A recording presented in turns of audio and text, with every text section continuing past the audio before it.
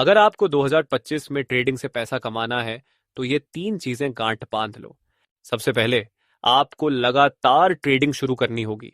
शुरू के 6 से 8 महीने तक बिना रुके ट्रेड करो, लेकिन दिमाग में यह मत रखो कि आपको तुरंत मुनाफा कमाना है।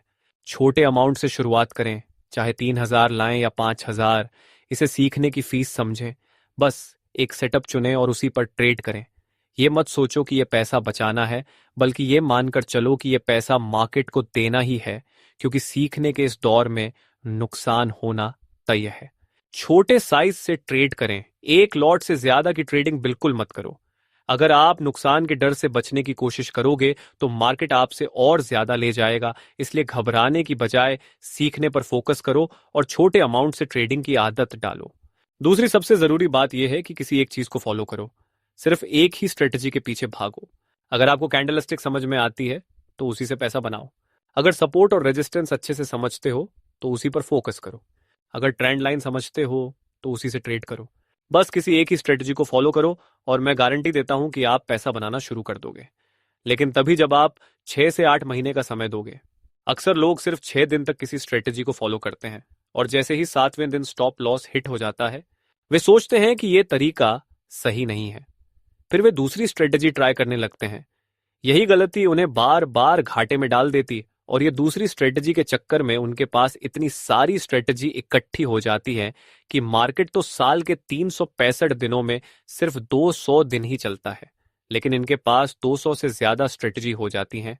फिर होता यह है कि जब भी ये मार्केट में ट्रेड लेने जाते हैं तो कौन सी स्ट्रेटजी यूज करें यही समझ नहीं आता।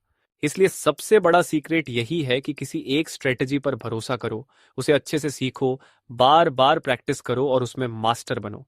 तभी आप 2025 में ट्रेडिंग से सही पैसा बना पाओगे। दोस्तों, अगर आप पूज्य प्रेमानंद जी महाराज को जानते होंगे तो उन्होंने भी हमेशा एक ही बात कही है, अभ्यास पर जोर दो। दोस्तों, आप प्रैक्टिस से इस दुनिया में कुछ भी कर सकते हो, इसलिए लगातार अभ्यास करो और उसके साथ साथ प्रयास भी करते रहो। चाहे ट्रेडिंग हो या कोई और स्किल, सफलता का असली मंत्र यही है, सीखते रहो, अभ्यास करते रहो और कभी हार मत मानो।